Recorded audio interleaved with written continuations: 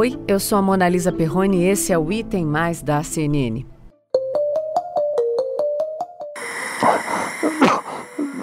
Nossa, eu vim agora nesse momento fazer esse vídeo. Por favor, alguém possa que tá aí me ajudar, porque eu não tô conseguindo mais ficar nessa situação. Eu tenho 2 filhos para criar, tô sentindo dor, falta de ar. Então, eu preciso que alguém aí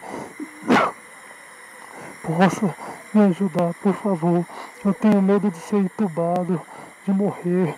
Essa fala quase sem fôlego que a gente acabou de escutar é do brigadista Fábio Gomes Batista, de 38 anos. Há pouco mais de uma semana, o Fábio gravou esse pedido de socorro direto do Hospital Regional de Ceilândia, no Distrito Federal. No vídeo, ele aparece usando uma máscara de oxigênio que, como vocês devem ter percebido pela voz ofegante, não ajudava em muita coisa naquele momento. Com os pulmões comprometidos pela Covid, o Fábio precisava de um leito e da ajuda de um respirador. E era sobre isso, exatamente isso, o apelo dele. Hoje o médico veio me dizer que eu posso até morrer aqui. Então, por favor, alguém aí hoje que possa estar vendo esse vídeo e possa me ajudar. Por favor, eu preciso que alguém me ajude, porque eu estou morrendo de medo de me morrer. Tô morrendo de medo de morrer. Eu não estou conseguindo nem falar direito por causa da minha respiração. Muito obrigado. O Fábio faz parte de uma das estatísticas mais tristes e trágicas desse momento, que é a de pessoas que esperam por uma vaga na UTI. O Distrito Federal, onde ele morava, fechou a semana passada com mais de 300 pessoas aguardando por um leito. E mais triste do que a estatística dos que esperam por um leito é aquela dos que morrem nessa fila.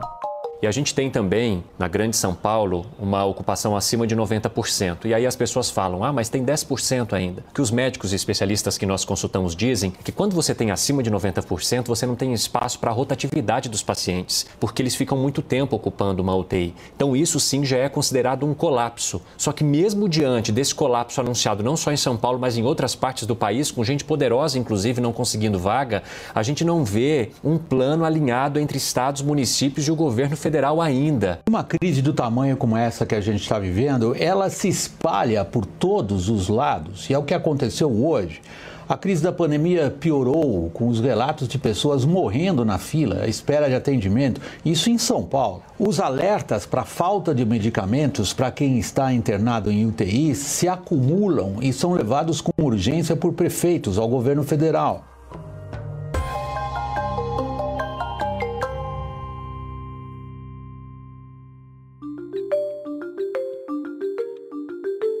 Nos piores meses de 2020, falávamos aqui, sobre a ocupação máxima dos hospitais nas capitais e agora nós estamos falando de estados inteiros colapsando. Nesse episódio do Item Mais, eu vou falar com uma pessoa que está vendo de perto todo esse sofrimento de quem não consegue atendimento nos hospitais. Vou conversar com a infectologista Carolina Ponzi. Ela mora em Chapecó, Santa Catarina e desde março do ano passado atua na linha de frente da Covid em um hospital privado da cidade. Nesse período, gente, a Carolina acabou perdendo também a mãe para a doença. Carolina, muito bem-vinda ao Item Mais. Muito obrigada por aceitar o meu convite para conversar nesse momento em que falta tempo para tudo, Tudo muito urgente. Então, já abro a conversa dizendo obrigada. Muito obrigada, é um prazer conversar contigo e poder contribuir um pouquinho nessa luta diária que nós estamos vivendo já há um ano, não é? Exato. E o pior de tudo isso é que parece que nós estamos piorando. Não só parece, como de fato os números comprovam, as situações escancaram, as deficiências nos chocam nessa linha, Estamos vivendo o pior momento da pandemia.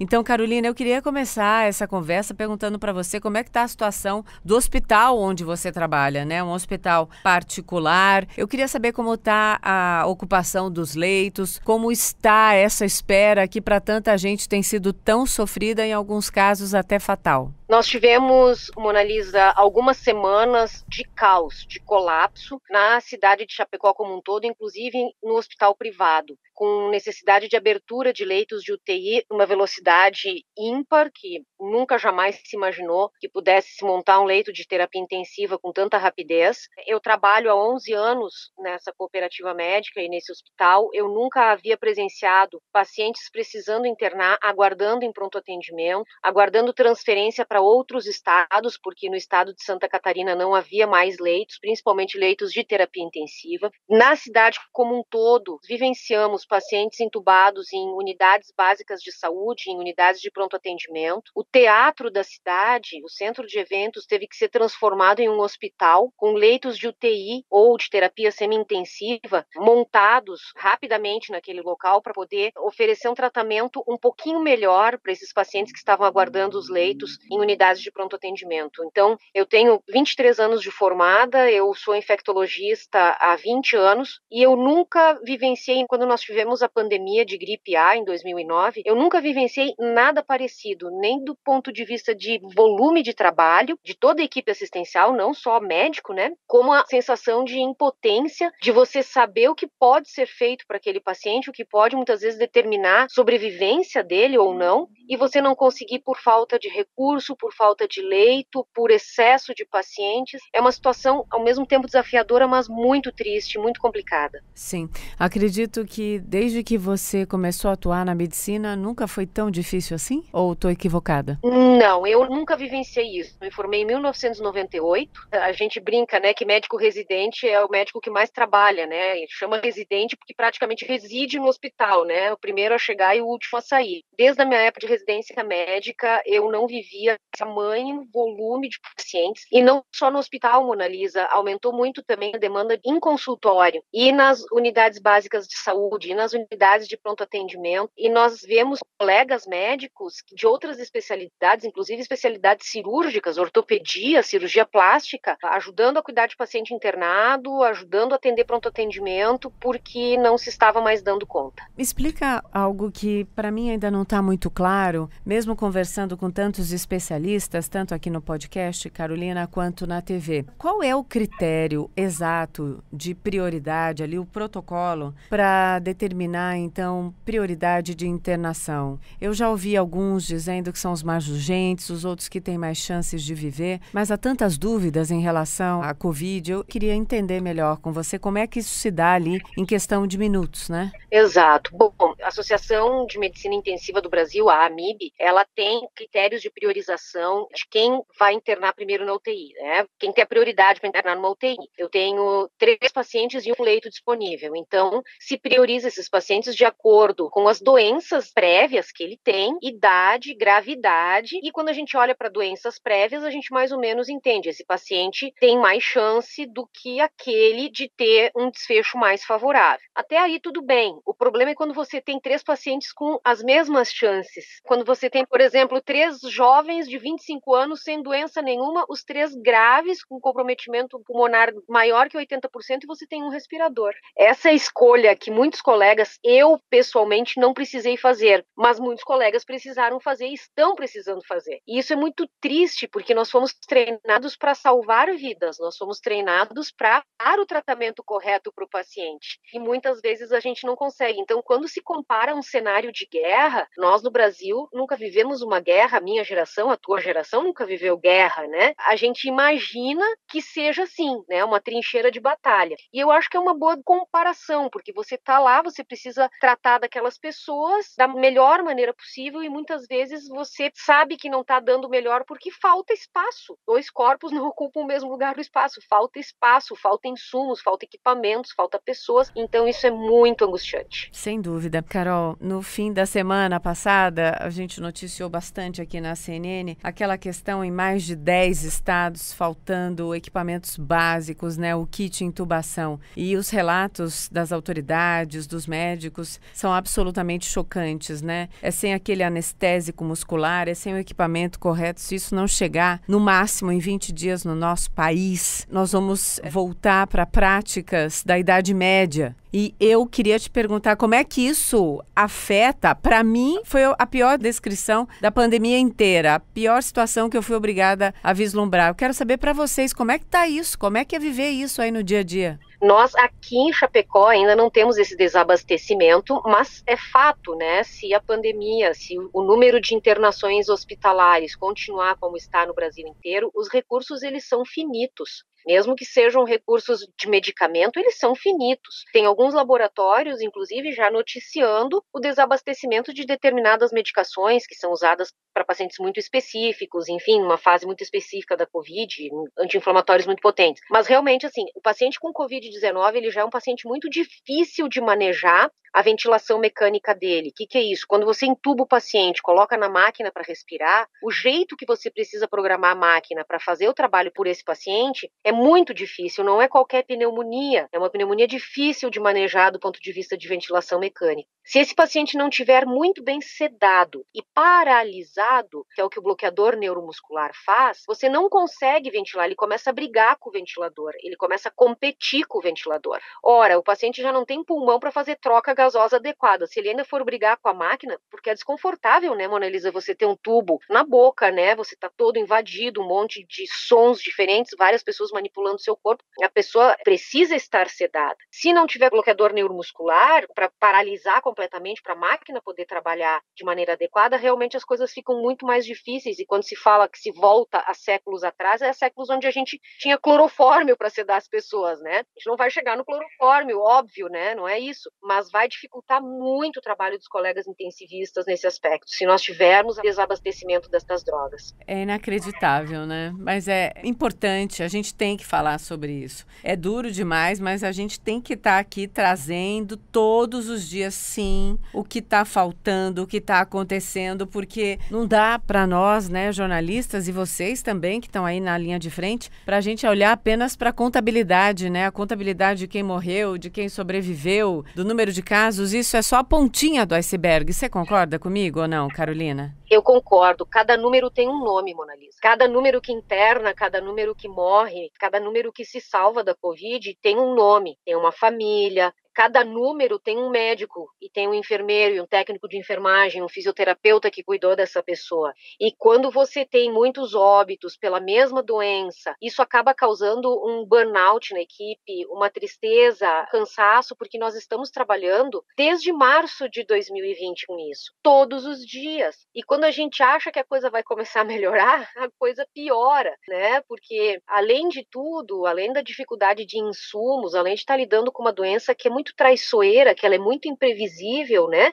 Tem pessoas que evoluem muito bem, a maioria, mas tem pessoas que descompensam muito rápido, que ficam doentes, assim, gravemente doentes muito rápido e morrem muito rápido. Então, um número grande de pessoas acontecendo isso é uma tragédia. Isso, para mim, é definição de tragédia, não tem outro termo. Eu também, eu concordo, é esse termo que eu tenho usado. Em onde eu estou falando é essa palavra, porque a gente não pode atenuar, não pode dourar a pílula de jeito algum. Aqui, eu já disse isso na TV e reitero aqui no podcast, enquanto eu estiver aqui, a conversa sempre será real, baseada em fatos, mesmo que sejam duros e terríveis de tratar, mas são necessários. Eu quero te perguntar também, Carolina, sobre esse aguardar, né? As pessoas que ficam aguardando um leito, acredito que é uma espera ainda muito mais sofrida, porque nem a certeza elas terão de que elas vão receber o ápice do cuidado, né? Como é que está se dando essa espera aí especificamente e os relatos que você recebe? Eu recebo, através das minhas redes sociais, muitas vezes até pelo meu telefone, pedidos de pessoas que eu não conheço ou que me seguem, que me conhecem por ser infectologista pelo meu trabalho. Doutora, eu tô com meu pai esperando leito, ou tô com meu pai que precisa internar, será que a senhora consegue intervir? Será que a gente consegue interná-lo, né? Porque tá aguardando. Então, quando a gente tá doente, a gente já tem medo, né? Quando a gente tá na sala de espera, já dentro do hospital, que a gente tem o leito garantido, a gente tem aquela ansiedade, né? Eu vou pro meu quarto, quem é que vai dividir o quarto comigo, como é que a coisa vai funcionar.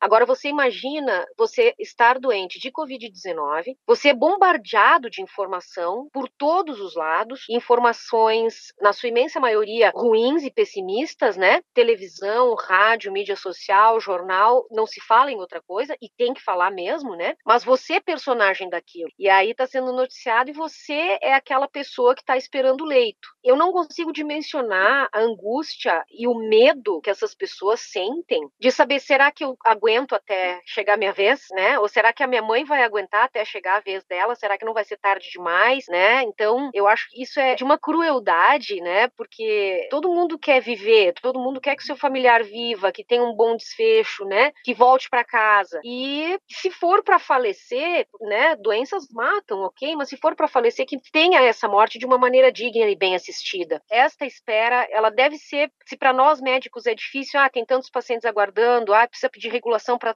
tal e tal paciente, né? Quem trabalha na rede pública mais ainda, né? A rede privada ainda consegue, ainda que entre em colapso também, né? O número de leitos de UTI no meu hospital ficou lotado. Nós começamos a pandemia com 10 leitos e nós chegamos a 36 leitos de UTI. Nós tínhamos que ficar montando leito e montando leito e montando leito para poder atender as pessoas. E o que mais preocupa também, Mona Lisa, é que as pessoas, elas pensam, bom, eu não tenho Covid, ou eu já passei Covid, ou eu não acredito que a Covid mata. Tudo bem, a pessoa pensa o que quiser. Mas o raciocínio que precisa ser feito é o seguinte, a pessoa pode sofrer um acidente de trânsito indo para o trabalho, ou a pessoa, pai pode ter um derrame, a mãe pode ter um infarto, a grávida pode ter uma intercorrência seríssima na sua gravidez e precisar internar numa UTI com uma eclâmpsia. E cadê o leito para essa pessoa? Está ocupado por um paciente com Covid. Então, a Covid, ela não é uma doença, não são os leitos de Covid que não existem ou que vão colapsar. Pessoas que não têm Covid, que podem precisar de um leito de UTI, podem entrar na fila também, porque esses leitos vão estar ocupados por pessoas vítimas da pandemia. Então, são vítimas diretas e indiretas. Total. E, para mim, isso, não sei se é porque desde o dia 0, do dia 1, vamos lá, da pandemia, trabalhando aqui, noticiando, a CNN ainda não tinha nascido quando teve a decretação da pandemia por parte da OMS, a CNN estava nascendo, a gente trabalhava ainda nos bastidores, nos treinos, mas isso ficou tão claro de que vinha aí um ambiente absolutamente incerto, absolutamente desafiador. Eu só não imaginava, acredito que ninguém, que ia durar tanto tempo e que seria tão difícil, mas passado esse 1 ano, a palavra que eu me agarro quando eu escuto gente como você é que sim, temos obrigação de dar dignidade para as pessoas. É o mínimo, né, Carolina? É o mínimo. E um dos princípios hipocráticos básicos, né, do exercício da medicina, né? Primeiro é fazer o bem, não fazer o mal, né? São princípios que a gente aprende na faculdade, como eu te falei. Nós fomos treinados para salvar vidas. E se não pudermos salvar, pelo menos para aliviar o sofrimento. E você ficar aguardando um leito, né? Você ficar naquela expectativa, e se acabar o bloqueador neuromuscular, a minha mãe tá lá entubada, o que vai acontecer? E realmente, eu tento me colocar no lugar das pessoas e é muito difícil. A gente tem contato com os familiares, porque ainda por cima, os pacientes de Covid, eles ficam isolados, inclusive das suas famílias, né? As visitas, elas não são permitidas, não se consegue ficar do lado do familiar. Então, além da gente lidar com o medo da pessoa que está doente e que nós estamos assistindo, a gente lida com todo o medo e com todas as fantasias, e são fantasias muito justificáveis, né? E medos muito reais, das famílias que não estão vendo o que está sendo feito com o familiar dela, como é que ele está sendo tratado. Às vezes são pessoas que ficam sem notícias dos seus familiares, são despedidas que não podem ser feitas. Muitas vezes nós, equipe de assistência, auxiliamos nessas despedidas, e aí que bom que existe a tecnologia, né? Uma videochamada, com um telefonema, a gente vivenciando, por exemplo, casais internados, né, marido e mulher com Covid, e um deles evoluindo muito mal, e a gente ter que levar a esposa lá para se despedir do seu marido na hora da intubação, ou se despedir na hora do falecimento, para estar junto do lado quando falecer, mas ela doente também. É a equipe de assistência que está do lado, e a gente chora essas mortes, só que isso está acontecendo desde março do ano passado, Mona Lisa. Então, é todo dia esse tipo de estresse, esse tipo de vivência que as equipes de assistência, isso é das meninas da limpeza ao chefe da unidade. A gente vem vivenciando isso desde o ano passado. Eu não sei como nós vamos sair, psicologicamente falando, né, e afetivamente falando, como é que nós vamos sair do que nós estamos passando dessa pandemia. Sim, eu concordo com você, mas eu preciso te dizer algo. Se eu fosse hoje aquela jovem Mona Lisa lá de 15, 16, 17 anos que estaria escolhendo uma profissão para a vida toda, sem dúvida, inspirada em vocês, eu teria escolhido o caminho da medicina para salvar vidas, porque se há esperança nesse mundo, nesse momento, é por causa de vocês. Governantes, políticos, não. Discurso negacionista, não. Fake news, não. Muitas vezes até nós, jornalistas, aqui fazendo uma autocrítica, falta mais punch da gente, mais até resistência, mas vocês não desistiram. Então, sinta-se abraçada nesse sentido. Se tem uma coisa positiva nessa pandemia, são vocês. Muito obrigada, tá? Muito obrigada pelo carinho, e a gente acorda todo dia pensando que vai ser um dia melhor, né, esperando que vai ser um dia melhor, e sempre que eu converso com os teus colegas, né, Mona Lisa, com os jornalistas, eu sempre agradeço o papel que vocês têm feito, e é bem o que tu falaste, não é questão de ser alarmista, não é a questão de querer criar pânico, é mostrar as coisas como são, quando aparecem às frentes dos hospitais, com os familiares querendo notícias, quando aparecem nos cemitérios com retroescavadeiras, quando se fala em escassez de recursos, quando se pede insistentemente, por favor, doutora, dá uma entrevista falando sobre a importância do distanciamento. Então é isso, estamos juntos sempre. E depois que tudo passar, a gente vai voltar a se comunicar para falar como é que foi a volta da vida normal. Eu tenho esse desejo, falo isso desde o começo, em algum momento acontecerá. Um beijo para você, muito obrigada, Carolina. Um beijo, muito obrigada pela oportunidade e bom trabalho. Para você também. Começamos a semana com mais uma voz importante, real, que serve aí de ensinamento para a gente, até para pontuar as nossas atitudes. Estamos em semanas derradeiras, definidoras no nosso país por causa da pandemia. Para não piorar daqui para frente, é fundamental a nossa consciência, a nossa atitude corretas. Amanhã tem mais. Em Té.